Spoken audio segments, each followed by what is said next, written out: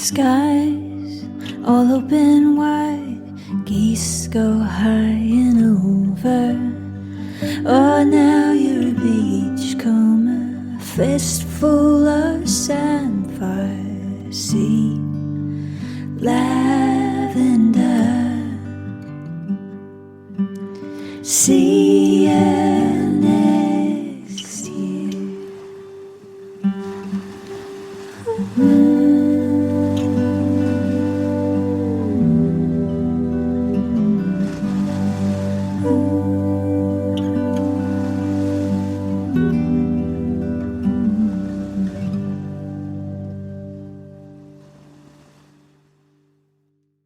Hello and welcome to Deepdale Podcast, October 2021. Can't believe we're this late in the year. Can't believe Halloween is around the corner and the C word, which we're not allowed to mention, is coming very soon. We've survived the season. It's been so lovely to see so many of you this year, and we survived the Deepdale Festival, which was the most wonderful event under blue skies, incredible artists, lovely customers, such a good weekend. We are concentrating on Halloween for this episode. I chat with three of the members of the Slow Theatre Company who are putting together Haunted Deepdale, the most wonderful event that's taking place at the end of this month for about 10 days on the orchard at Dalegate Market. So I talked to one of the writers, one of the actors, and one of the directors. So that'll be fun. They're lovely people, and it'll be great to know a bit more about what they've been doing up to this point and how they see the Haunted Deepdale taking place. So that's going to be great. Then Chris and I do a little bit of a review of the Deepdale Festival, the amazing artists and all of that kind of thing. And I'm going to include a little soundscape of a few of the bands and that we managed to capture on video or on recording during the weekend. And lastly, there'll be a little bit of farm chat between Nathan and I about what's going on the farm with our organic conversion and the process that we're going through at the moment. So yeah, enjoy the episode. Thanks for listening. Please remember you can subscribe to this podcast at any time through any decent podcast directory or app. Just look up Deepdale Podcast and we should be there. We'd love your comments about things we should include, or if you want to be interviewed, or if you want to send us something to put in. So send that to podcast@deepdalefarm.co.uk. Thanks for listening. Enjoy this episode, and we'll see you next month.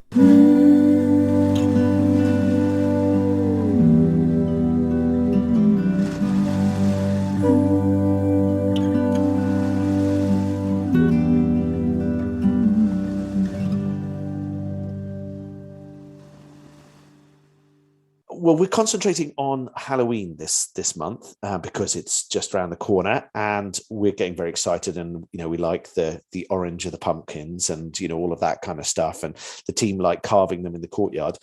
But this year is particularly special because it's our first Haunted Deepdale, and this is a storytelling, acting, kind of theatrical event that's happening on the orchard at Dalegate Market. It's the first time it's ever happened at Deepdale. And I have Steve with me, Steve Keyworth, who is the writer. Hi, Steve. How are you? Hi, I'm very well. Yeah, cool, good. Excellent. And so, how did you come about being the writer of Haunted Deepdale?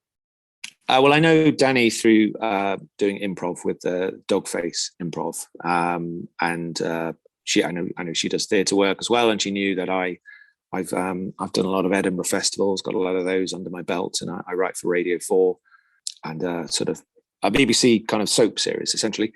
So, she asked me if I'd be interested, and we had lots of kind of walks during lockdown on disused golf courses where we talked about how it might work. And I noticed that Vanessa McAuley has joined us, so I'm just going to let her in. That's great. I'm very rarely first for anything, so this is. I'm glad this is recorded. You're patting yourself on the back, aren't you? Yeah. Well done. Excellent. Yeah. Yes, a star for you. Hi, Vanessa. Hello. Hi. How you doing? Yeah, very well, thank you. Thanks for having me today. Well, we just thought it'd be fun to kind of just chat on the Deepdale podcast. So tell me, what's your involvement with Haunted Deepdale? So I'm one of the actors. And so what are we allowed to tell people what part you're playing or what character? All of them. We're all playing all of the roles at some point or another. Excellent. So we're keeping it nice and fresh for the audience and ourselves as well. So we're all learning all of the parts, and then we get to sort of change around throughout the days. Excellent. And what was the last project you were working on before this? Physical project would have been before lockdown, because obviously that's had a lot of restrictions. That was Twelfth Night, Shakespeare's Twelfth Night at the Guildhall. And I did some online collaborations during lockdown, because we all had to kind of go online, didn't we, and do some projects like that. So yeah, it's been a bit thin on the ground. It's lovely to be able to actually be doing something in person again. And are you Norfolk based? Yes, I am. Yeah, I've lived just outside of Kings Lynn for getting on for 4 years now. Oh, fantastic. Oh, a local lady. And where are you based, Steve? I'm in Norwich. I've been here 7 or 8 years, I think. Excellent. So Steve was just mentioning that, about the fact that he'd been sort of writing for Radio 4. I guess that's the sort of stuff that you've been able to carry on with through all of this bizarreness. Yes. I was very lucky I was commissioned to adapt The Princess Bride. So all my TV work dried up. Oh, I love that film so much. Yeah, we're doing it on the radio at Christmas. Recorded it in June. So that's going to be a lot of fun when that comes out. So that's so exciting. That is, I love the number of times The Princess Bride is referenced in modern TV and film shows. Sort of as that one of those things that you films that you have to have seen, and and I love introducing people to it. It's absolutely wonderful. So oh, that's very exciting. Excellent. That's really cool. Vanessa, what's the process of kind of getting involved with something like this? How do you discover about these parts and how you interconnected, or have you been connected with the Slow Theatre Company for a long time? No, this is my first time acting with them. I actually saw the audition posted online. So initially we had to submit a self-tape. A very challenging task of telling a ghost story in 1 minute and using all the art forms we could to portray the ghost story. So that was a fun challenge. I submitted that to Denny, and then we went round to a second round of auditions on Zoom, where we had to prepare some of the work that Steve had already written and perform that via Zoom, again, something online. And then I was very lucky to be selected to take part this year. Fantastic. Well, Danny has just popped into the waiting room, so I'm going to let her in as well. So I've done quite a bit of promenade theatre outside already, and without realising it, it seems to be the thing that I come back to quite often. So I think I'm slightly specialising in it, but not too much. And so last year, probably about this time last year, I was thinking about how we in the arts had been closed completely since March, and I was thinking, people are talking about whether or not we can get back out for Christmas, and I thought, well, I don't feel comfortable bringing lots of people together in the theatre, and I myself don't feel like going to the theatre, but what if we brought something outside? And then I started to put together this idea that maybe we could do a pantomime that was promenade, where family units could just come and they'd see a scene.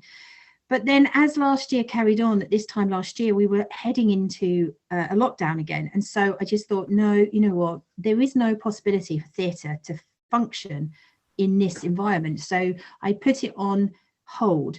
But we, of course, then went into one lockdown after another. And for theatre makers, unless you're making stuff online, we haven't been able to do anything.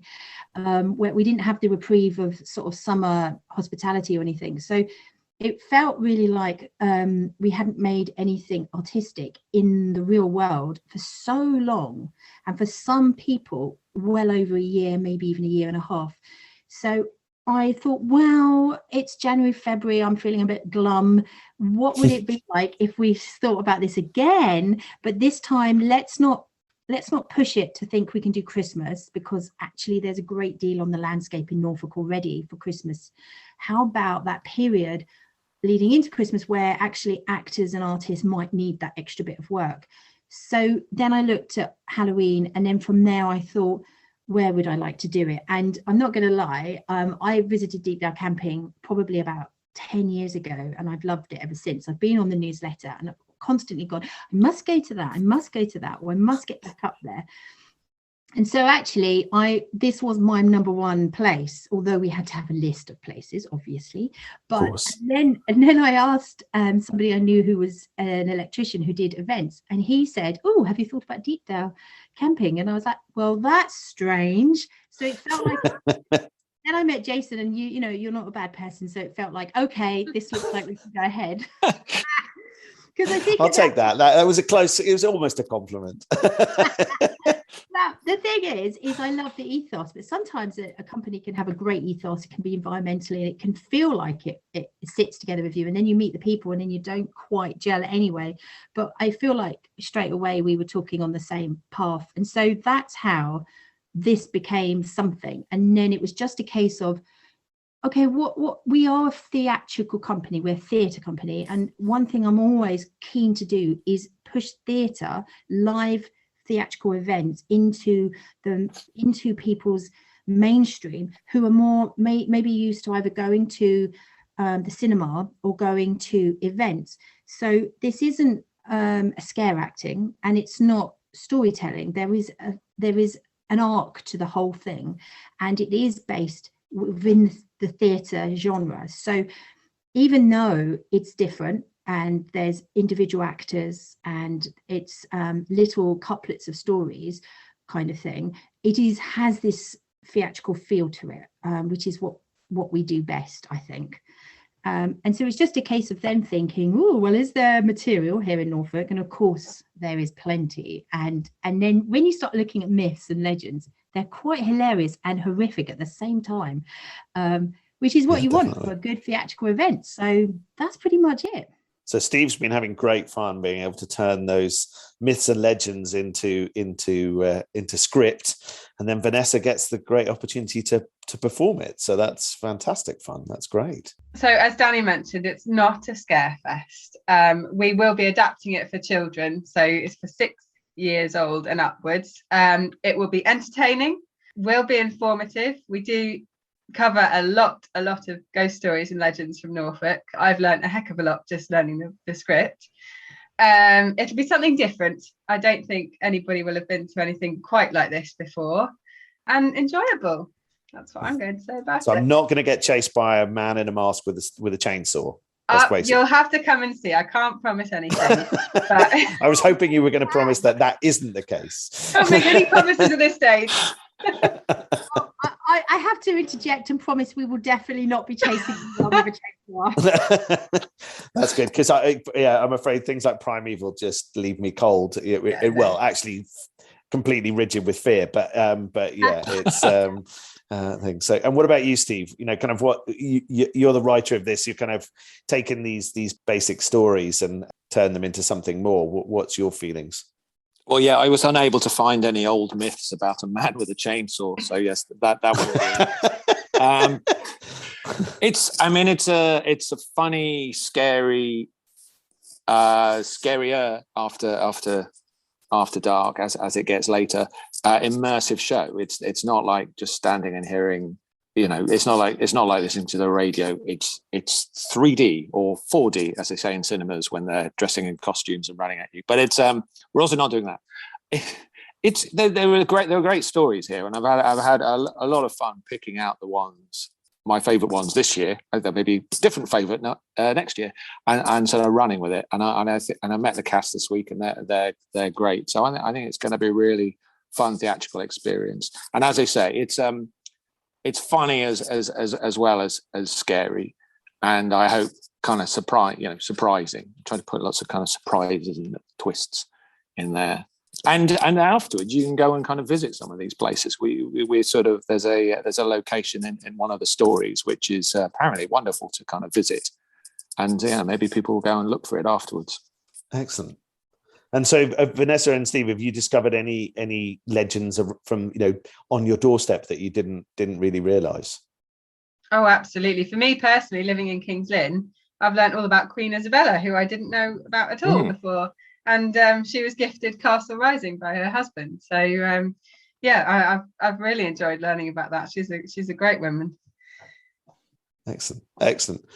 And how about you, Denny? How would you sum up Haunted Deepdale? I would say that It's full mystery and suspense, very funny, and as it gets darker, it gets spookier. So there's a twinkle in the eye of the actors telling the stories in the earlier shows, and but then as it gets a little bit spookier, and if you enjoy that feel of suspense and ghostly stories around a campfire feeling, then that's what we're aiming for as we go forward. It is an outside show, so expect to come and get that chill of October on you. Hopefully not the wetness of October. I like the chill of October. No, we don't mention rain. It's all lovely. It never rains. If it does rain, they do have marquees to stand under, so there is audience covering. You just have to walk between those. So there's a, we're trying to make sure that they get a comfortable English October experience. Come dressed for the weather. It's going to be fantastic having Haunted Deepdale happening. Something completely different for us. We've done lots of events at Deepdale, and this is something very, very different. And it's just wonderful to have performance art back on the Orchard again. That's kind of very specifically local, which is really, really wonderful, but with that sort of wider sort of Halloween feel. So if for anybody who wants to come to Haunted Deepdale, you can find pretty much everything you need to know on deepdalehalloween.co.uk. That's deepdalehalloween.co.uk, or just look for Haunted Deepdale online. Tickets are available on there, which Danny took hours setting up. You buy a time slot for a period of time. It's about an hour and a bit going through. Is that right? Yeah, it's important to realise that there's 15 entry times during the day. So you can come early on at 11:30 in the morning, or you can come at the last entry at 7:15. But you come 15 minutes before your entry time. Then we take you through, and it takes about an hour, and then you've got 10 minutes to sort of finish off.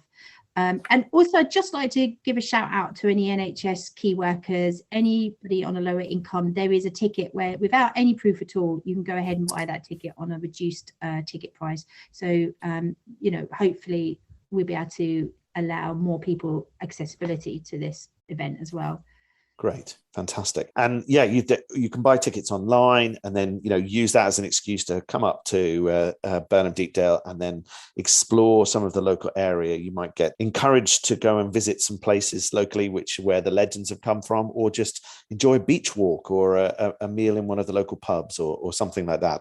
But we're really looking forward to having you guys with us. I really hope the rehearsals over the next couple of weeks go really well, and it will be fantastic to see you all on site. And thank you for getting involved. It's really wonderful. And where are you off to next, Vanessa? What's the next job after this, or are you back to the waiting game as an actor, waiting for the next thing? No, I'm very lucky actually. I'm in a play in Norwich on the 12th of November called The Last Crumb at the Garage.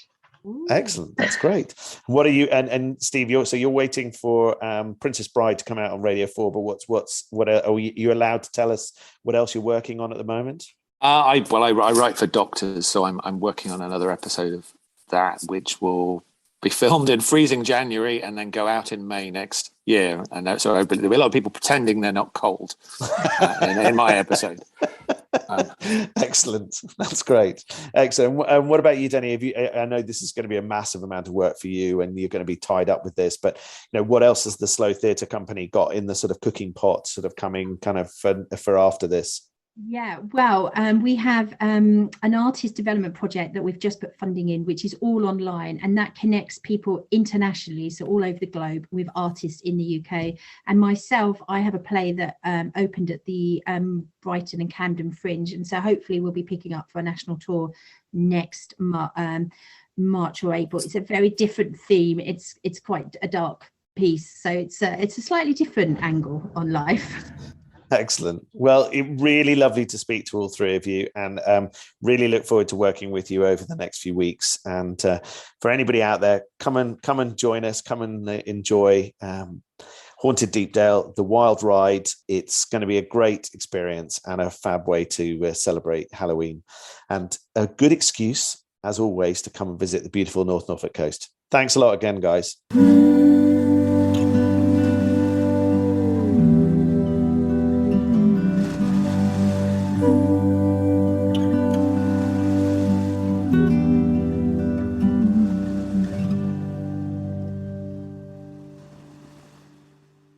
we're sitting in Chris's garden in Melton Constable. We are. And it's almost sunny. It's know. under blue sky, and we're not dressed up to the nines. No. And it's October. Yeah, it's kind of bizarre. And we're still both, I think it's safe to say we're both still recovering from the festival. Yeah, I think that is safe to say. It's taken a long time, and it feels like it's still taking more time. But no, we're getting there now. But it was a huge success, and actually it was weather very similar to this, with blue skies most of the time, and actually so much warmer than we thought. It was going to be incredible. Really, we were very lucky with the weather, but we were owed that. After the very wet 2019 festival. Yeah, and the time that we've been waiting to do this one. So yeah, we were owed that. So we'll take that. But the customers, I think, absolutely loved it, and I think the artists really loved it as well. It really, really couldn't have gone any better than it did. There were some stresses and strains in the run up to it, and behind the scenes a little bit. We ended up having to replace some acts at very short notice for one reason or another. Or found the odd drummer that was required. Yeah, I that was a complete and utter surprise. Set up by one of our crew members who shall remain nameless. No, Mark. Mark was happy to take the blame even if you didn't enjoy it. Yeah, but I did enjoy it. That was obviously, from my perspective, that was a musical highlight. I absolutely loved it. Bearing in mind I hadn't sat behind a drum kit because of COVID for nearly 2 years without any practice at all. It was lovely, and the band Bleeding Hearts, the guys were incredible. They were amazing in helping me through playing their songs that I didn't know anything about at all. So that they were lovely, and I really, really enjoyed it. I have to say it was really funny because they were, when I'm sitting there producing, the website and the programs and all that sort of stuff, and you kind of get all this promotional stuff from the bands and things like that, and their imagery is very kind of heavy, sort of like it's a sort of heavy metal band, really. And then Punk folk. Well, yeah, Punk but their kind of their imagery is that heavy metal sort of side of it. Do you know what I mean? And so you kind of get an expectation of A, the people who are going to be in the band, and B, the type of music you're going to listen to. Despite the fact that I kind of watch YouTube videos of them and all of that kind of stuff. And so when we met them, kind of when they arrived, they were just the loveliest guys. And then when the way they embraced you coming in to play some drums, and it was just it was unexpected in a really lovely way. It was just it was really nice, and the smile on your face playing the drums was just awesome. And it was the team thought it was fabulous, so it was great. Yeah. So it went down really well. It was a great little highlight of Saturday, and they were fantastic. They were great. Yeah. So having said that, of course, we had just such lovely people there the whole weekend. The artists were just fabulous. They were just so wonderful, so happy to be out playing. And one of the best things for me about the whole weekend was the number of artists who were gathering, meeting up with each other and chatting, spending time together. It was really heartwarming to see. Yeah, every whether it was the courtyard or the orchard, there were sort of tables of artists chatting who hadn't seen each other in ages, and just that whole experience really was fantastic. And it really was. It was great. We had such great acts through the weekend. I was blown away by performance of absolutely everybody. Yeah, absolutely everybody.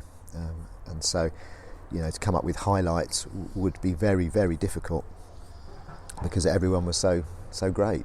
You can pick them all out and start talking about them. You'd be talking for hours. I have to say though, I did love the Goat Roper Rodeo band. It just fitted that point in the evening just so well on the Orchard stage. It was superb, and to have so many people spread out across the Orchard kind of enjoying it was just wonderful. Yeah, and of course it's taken us even longer to get them to Deepdale, because they were booked for 2019 and had to cancel because of illness, and so it's taken us even longer to get them. So I was really looking forward to them. They were amazing. Cutthroat Francis in the Brick Barn on Saturday. They were storming, blew it away. Absolutely brilliant. Yeah, but there were just so many. The Zong Zings were awesome. They were so in the orchard. And then in terms of pure quality performances, Katherine Priddy on Saturday, Shackleton Trio, Kirsty, Merryn and Ben Walker in the church. Just so special. Those performances were so special. Taking Katie Doherty and the Navigators over to the church kind of on Saturday afternoon, evening, where they were performing on Sunday, and and they were like, oh wow, this is amazing! What a stunning place, and their performance was absolutely beautiful. Yes, it was. And they're keen to add us to their album tour next year. So that's we very need to cool. sit down and talk about that in a little while.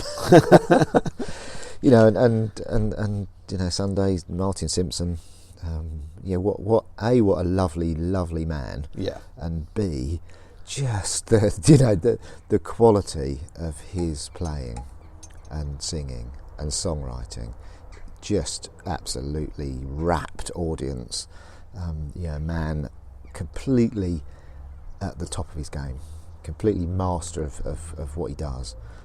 World class, absolutely world class guitarist. Just amazing. Well, John, who took photos, John Clifton, he put on a whole bunch of photos of Martin, and he was so excited about being able to being employed to take photos of somebody that he was completely in awe of. Was just brilliant. it was fantastic.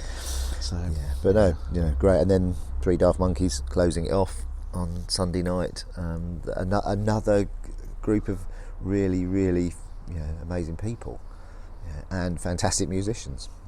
Just I don't think I stopped dancing during their set. No, you didn't. I've got quite a lot of video of it. It's fine. But just so happy, and all the others, you don't want to stop talking about them. The nicest thing for me of the whole weekend, and I had so many amazing positives out of the weekend, so many great acts.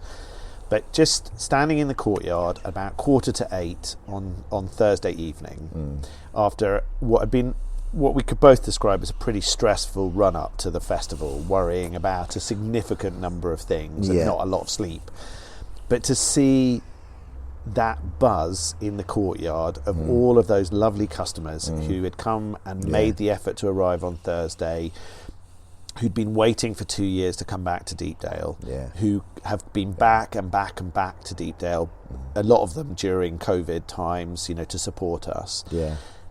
And when I opened the doors of the barn and let people sort of flow into the barn, just the atmosphere and the excitement was just palpable, and it was, and it made all of that stress, all of that kind of worry seem worthwhile just right at that moment. And by the Lifeboats finished that evening, it was, I think both of us had realised that we were doing the right thing and putting the event on. Whereas I think if I'd asked you at midday, well, I did ask you at midday that day, and I'm not certain that you would have given. You didn't give me quite the same answer. So we still had a few stresses going on at that moment.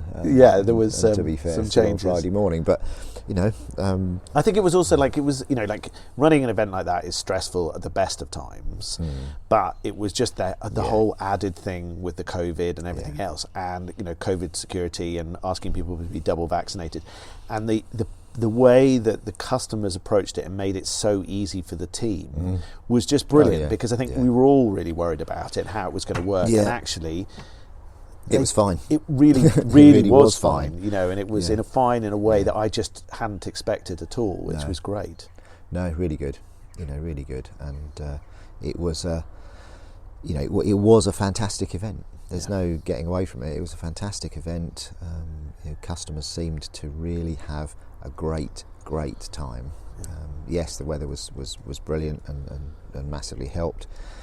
Artists seemed to have a great time, and they gave fantastic performances. And The best thing about the lineup you put on was that every customer I spoke to, and I spoke to an awful lot of people that weekend, every single one had a different opinion of which should have been headlining on which night, which just shows the quality of the acts, because it wasn't like you had, sort of, 10 acts and then a headliner. What we had was a whole heap of bands that really got people ticking in different ways. That's all true. the way through the weekend. Yeah. And people were like, Mammal Not Fish should have headlined, and but that was great, because actually that meant that there was people had grabbed and enjoyed completely different aspects all the way through, and that was really wonderful. I really loved that aspect of it. Yeah, no,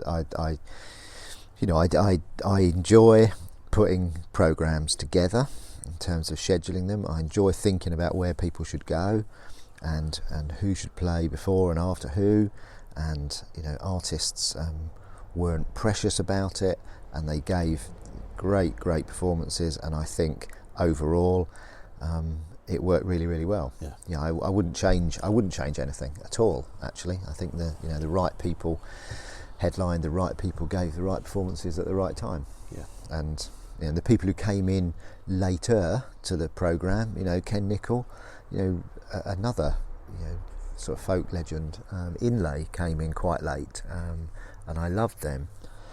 And Bernard Hoskin stepped in for us late, and Lisa Redford. And they all gave just lovely performances. Real quality, and the quality of acts in East Anglia shone through, as well as the quality of the acts that came from further afield. And we've got a lot of huge talent in this county and counties spreading over to Suffolk and Cambridgeshire, and I think we celebrated that really well.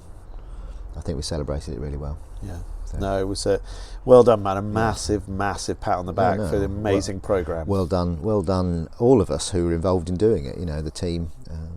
People commented on how friendly the team were, and how enthusiastic, and how they all seemed to be there. And we couldn't do it without that. Yeah.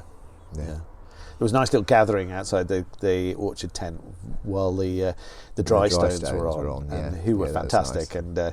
And it was really nice. Just like a sort of moment of bonding. Like, wow, look at this. This is what, particularly for the guys who hadn't been through it before. There was sort of sense of pride from the ones who'd been through it before, and a sense of, wow, this is something quite different for those who hadn't been through it before. So that was great. Well, the dry stones were great. And we didn't lose them overnight when we offered to show them the salt marshes at night under moonlight, and we seemed to lose them somewhere between the kitchen and the salt marshes, but they did emerge in the morning, so we're very grateful. Yeah, there were no headlines of Deepdale loses act in to the beast of the coast or whatever it was, to Black Shook. Yeah, but no, they were they were great. They were lovely. We shared a bit of time in the kitchen with them, and it was good. Yeah, really good. Well, it was fantastic. Really good things. And for anybody who is thinking about coming to a future festival, we definitely haven't said we're not running another festival. We just haven't said when or if we're running another festival.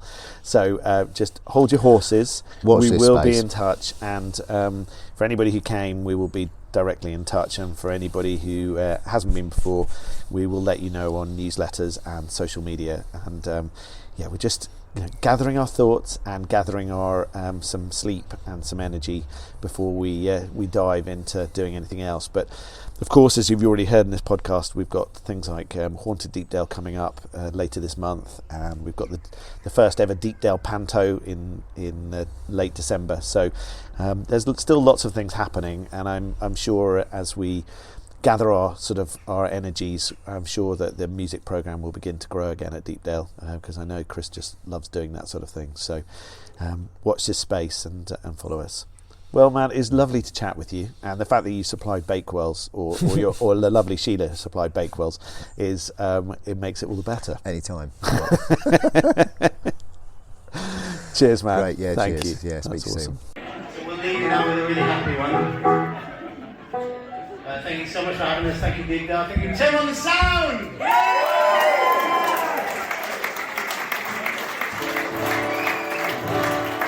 It might sound crap out there, but it sounds great up here, and that's it, and that's it. Thank you for your support and enthusiasm. This is a number we use. This is not Molly Malone. This is a song. It's close. This is a song about the end of the world, the coming apocalypse, and the shit that we find ourselves in. Go out with a happy one, eh? This is called Doomed.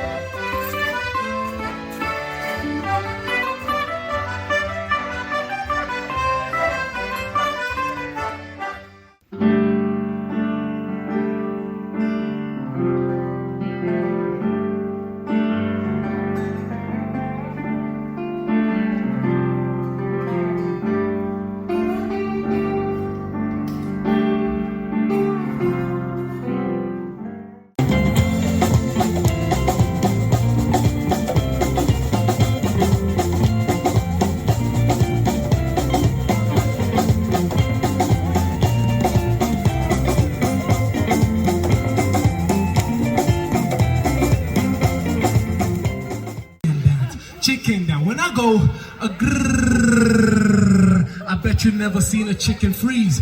Boom. We're gonna freeze because chickens don't freeze, but we're gonna freeze.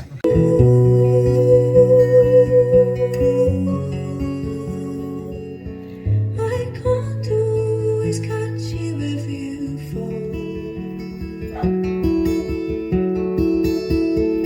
And I gotta stay, you're flying too near to the sun that is burning your skin. A faint distant cry, a black dot on the sky as you realize the trouble you're in. Lost, time stands still, the days rush on.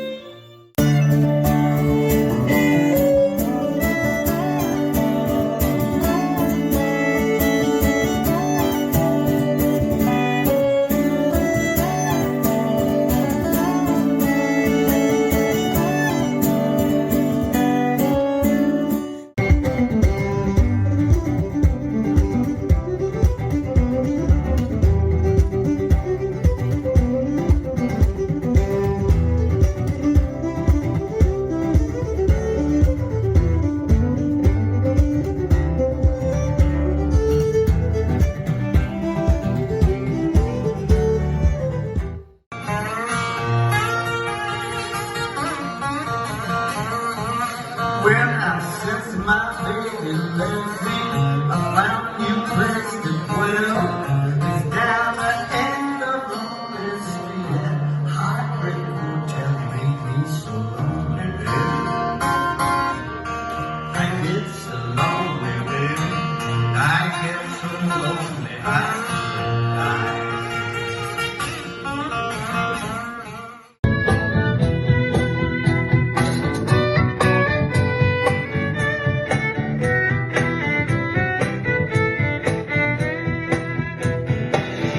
been so long now, nearly given up hope. A light shines down on me from a police boat.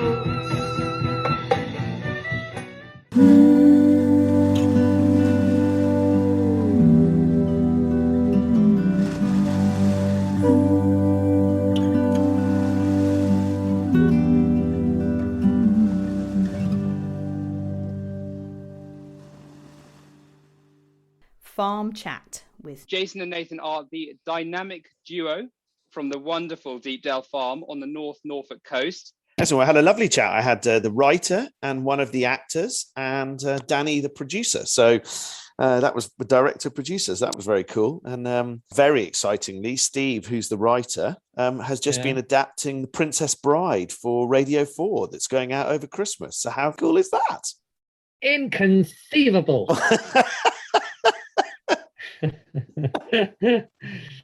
Never going against the Sicilian when dust is on the line. I love that film. It is just so good. And the thing I really love about it, I said to this to the guys, was how many times it's been referenced in modern films and TV that I've been watching. It's like again and again and again. It's so good. It's so good. Yeah. Love that film. So good. So how the devil are you, lovely man? I think definitely we need a big screen viewing of Princess Bride in the Brick Barn. That would be awesome. That would be that would be lovely. I'm count me in. I'm there for that. We could have it a themed evening. That would be very funny. Oh my goodness, it gets even better. Excellent. Yes. So we thought we'd better have some farm chat because last month we only talked about festival and it was lots of lovely artists that I was interviewing about performing at Deepdale and how lockdown had treated them and all that sort of stuff. But we didn't have any farm chat, so we thought it's probably quite a good idea to have some farm chat involved in the Deepdale podcast, really, as it's quite a core part of what we do. Anyone would think we were a farm or something. Yeah, no, it's a complete misnomer. Weird. It's about time. It's about time. And talk about just continuing strangeness of the times, really, seeing as how we're talking about the farm and I'm nowhere near the farm. But well, you've been thoroughly enjoying, sort of vending machine coffee in various hospitals. So, completely comprehensible that you're feeling slightly disconnected, but we've in the last few days we seem to have had an awful lot of conversations about farming and AB8, and you've been producing work plans for planting stuff, and lots of conversations with Steve while he's been driving up and down fields in tractors and stuff. So you're not disconnected in it completely, you're just not physically here. Well, we're in the time of digital and sort of video conferencing farming, and it's quite interesting because there was an interview with a really interesting farmer. I think it may have been Tom Clark. I can't quite remember anyway. A little while ago, who he farms in somewhere like Cambridge, and he lives in London. And I'm sat there thinking to myself, well, how on earth can you do that? And here we are. I'm attempting to manage a farm in Norfolk while being recently in Devon and Cornwall, as my beloved missus has been somewhat in the wars, but we've been using all the online tools and we've been sort of talking to each other, and it's been really sort of good to get up to speed with things, and is sort of showing that it's possible to do this stuff from a distance. It's not ideal. I really, really miss the farm, but we are getting on with it, and there's loads of stuff going on, and it's as much as anything else, that's the weather that's preventing us from getting more done, more than me not being around. Yeah. And well, to be honest, I think the last 18 months has kind of set us up for this, because we've had an awful lot of occasions where one or all of us have not been able to be specifically where we'd like to be, and we've even got Steve doing video conversations on, while he's sitting in a tractor on a field somewhere. He does have to move the tractor to find signal, because it is North Norfolk. But when he sends you and I videos of him, drilling or whatever else, that's very, it just shows how much as a team we've digitalized in the last kind of 18 months to 2 years. Really, it's just incredible. Yeah, it's quite odd taking decisions about broadcasting a crop, based on taking a sort of a look at photographs and sort of looking at the farm, kind of from a satellite image and a sort of a work plan. And it really just goes to show how it's not just the technology that's working. It's actually just, us as a team trusting each other and sort of communicating. And we have a little bit of back and forth going on WhatsApp, and and even WhatsApp went down the other day for about 6 hours, and then we might be a bit scuppered, but I suppose this is when we just pick up the phone. But I mean, yeah, we already do a lot of this communicating online, and it's a huge relief to me that you guys have been sort of cracking on with things on the farm, and I've been feeling divorced and separated from what's going on and missing the farm like anything, but actually still knowing what's going on and still being able to have conversations about getting seed and about seed mixes and about selling crop and about lining up the work plans. And this is a big part of my job as admin, and as much as I would love to be sat in a tractor right now cultivating, even if I could, because the fields are too wet, this is something which is doable from practically anywhere, so it's a huge relief. Well, as I said to you, the admin can be done from almost anywhere. And yes, as you say, the weather has been less than favourable to farmers this year. So, even if you were here, you wouldn't be able to drive up and down the fields in the tractor. You'd be able to drive along the tracks beside them, getting immensely frustrated. So, swings and roundabouts. Yeah. So, indeed, of course, this weekend we've got our first rural crafts workshops with Richard Rood doing green woodworking, so that's very cool. Yeah, it's brilliant. This is just the beginning of the sort of stuff that we want to be doing more of on the farm in the future, but it's fantastic. Richard's a really lovely guy who's been coming to one of our pop-up shops at Dalegate Market for some time now, and sort of showing what he does to people who are there, and sort of selling beautifully made crafts that he's got, but now expanding that to have people coming onto the farm. And we've got people in the brick barn this weekend, and we've got pole lathes set up, and we're going to be having people turning wood and starting to sort of pick up these traditional skills. And hopefully there's much more of this kind of thing happening on the farm in the future, but this is a great start, so it's really exciting that that's happening. Yeah, no, it is very cool. And he's got 4 with him on Saturday. He's got 2 with him on Sunday at the moment, unless anybody jumps in to buy a place for Sunday before that happens. And then we've got more dates in November and December, which are all on the website. If you head to deepdalefarm.co.uk, you'll see a link to the green woodworking courses, and you can purchase your tickets on that one. It's only 4 people per workshop, so it's almost 1-to-1 tuition, and just a really relaxed kind of introduction to green woodworking. We know that Richard, if these go well, that he'll then want to do longer courses, sort of longer things where you can really kind of produce something fabulous, like a stool or that kind of thing, with all of your own work, which would be really good. So, but this is a sort of a basic introduction to try and learn about kind of the tools and the techniques, and then hopefully that'll go on to do. And then we're looking at working with a lot of other rural crafters. So, we're already talking to quite a few, and if anybody else wants to get in touch and chat to us, then we'd love to hear from you about running workshops at Deepdale. We've got space, and we've got materials, and we've got customers. We just need the teachers, really, don't we? Yeah, indeed. And there are other opportunities coming up, hopefully from this winter. We've got hedgerow restoration starting this winter, so people will we're gonna sort some dates out and get those up fairly soon, but people will have an opportunity to come along and use some traditional tools like bill hooks and do things like hedgerow coppicing, hedge planting, hedge laying. So come along and join us for some of these work days and do some work on our hedgerows and sort of learn how to do this and learn, what we love about having volunteers on the farm. Normally when we've had our conservation volunteering weekends in the past, and when we're doing sort of these Wednesday activities in the future, it's really important that we're also taking people through why they're doing these things. If you're working on a hedgerow, to understand why a hedgerow is a wonderful thing, why it's such an important feature in the countryside, a biological corridor, a safe space for small mammals to travel, a food source for birds, a food source for pollinators, and just a thing of beauty. So hopefully, a lot more people coming onto the farm in future and learning and sharing this stuff with us. So, we'll be putting dates up on the events calendar to let people know more about these sessions as they come up. And we'll be shouting out on things like the Hedge Collective Facebook group, which anybody's welcome to join, and we'll put it on our social media and stuff. So yeah, look out for those dates.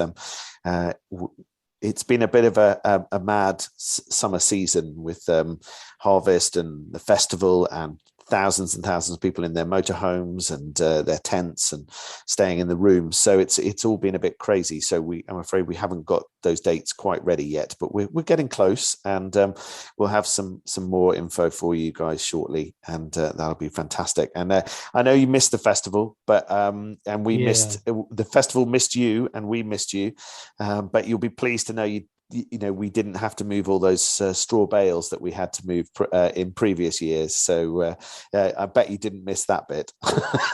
Not so much, but it's good exercise. It's good exercise, and yeah, I'm looking forward to.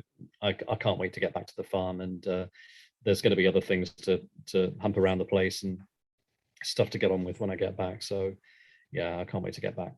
We're watching your face when you were lying in a large seed sock, kind of mixing seed, just sunflowers and all sorts of other seed. That is very. You look like a man who's very happy with life when you're doing that. There aren't many finer things to be doing in this life than mixing up half a ton of wonderful things to stick in the ground. So yeah, looking forward to a lot more of that. Yeah.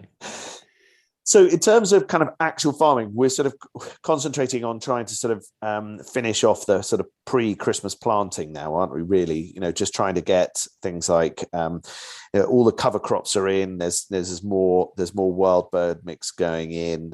There's some winter wheat to go in due course, but doesn't need to go in immediately. So Steve's been driving up and down fields, and we've had a guy called Michael in kind of helping us as well. What else is sort of ongoing? I know we're trying to sell some crop at the moment as well. Well, yeah, I mean, we've got some spring beans that we're looking to sell at the moment, and they were harvested relatively recently. We've got some winter wheat that we harvested, and we're looking at uses for that. And we actually have winter wheat now to go back into the ground, and hopefully we're taking part in a trial which is being run with the Organic Research Centre called Live Wheat, where we're going to be drilling about 6 different varieties, all in all 5 or 6 different varieties and mixes of wheat. And this is great because it lets us compare how these wheats work right next to each other in the same part of the field, and it is also giving us a clue as to which varieties of wheat will work better for us in the long run. And we've got wild bird seed mixes have been drilled and are now coming up. So the shape of the farm, the sort of the new design that we've got for the farm is really sort of starting to show itself. We've got pollinator mixes going down, so those are hopefully coming up fairly soon. And this is all. There's been a lot of work to do this year, so we've had quite a lot on, and the weather's not necessarily helped with that, but it's exciting times. Yeah. That's cool. Well, mate, we hope that the coffee quality improves, that we are able to have man hugs at Deepdale again very soon. And pass on your best to the lovely H. And thanks for chatting with me on the podcast.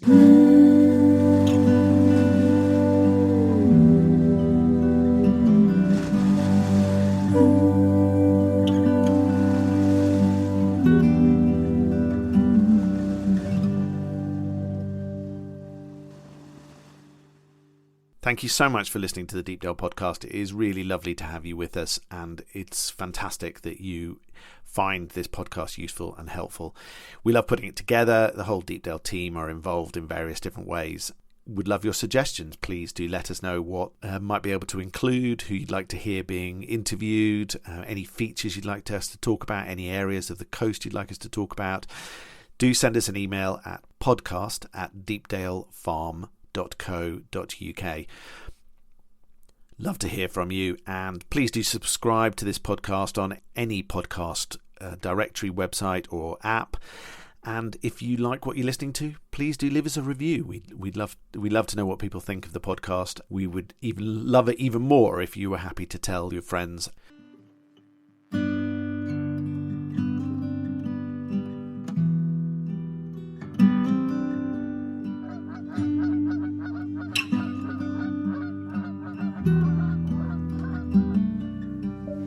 Skies all open wide, geese go high and over. Oh, now you're a beachcomber, fistful of sandfire, sea, lavender,